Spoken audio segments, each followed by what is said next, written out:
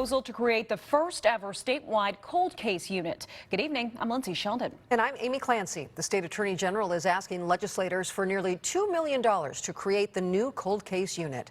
And KIRO 7's Deborah Horn is live in Federal Way. And Deborah, that money would be used to solve murders and sexual assault cases. And Amy, add to work already being done. In fact, we came here to Federal Way because this is where the body of 16-year-old Sarah Yarborough was found murdered back in 1991.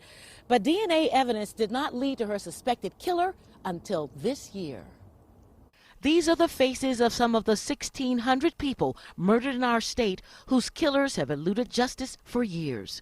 You have family members of victims who have been murdered. You have survivors of sexual assault. Their cases have never been either solved or never prosecuted. We caught up with John Hillman, a former Pierce County prosecutor, now with the state attorney general's office. These victims, he says, are the impetus for a proposal to create a new crime-solving tool. What's brand new about the proposal would be a cold case unit housed in the attorney general's office, whose sole function would be to provide investigative assistance to Washington law enforcement agencies for cold sexual assault and homicide cases. There have been other high-profile efforts to solve cold cases of murder. Back in 2012, Seattle police put up billboards across the city appealing to the public for help bringing the killers to justice.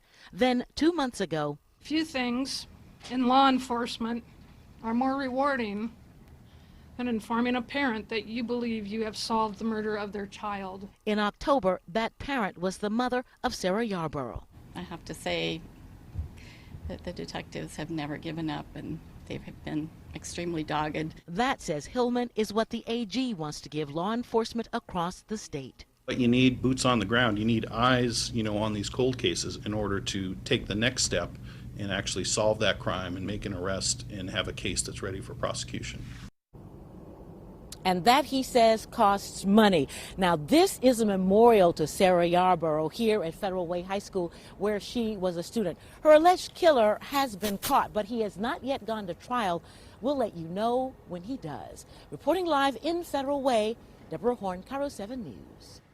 As KIRO 7 has reported for years, DNA samples from thousands of convicted offenders were never collected in Washington state. One goal for this proposed task force would be to make sure those samples get collected at sentencing. Also, to store unreported sexual assault kits at local agencies.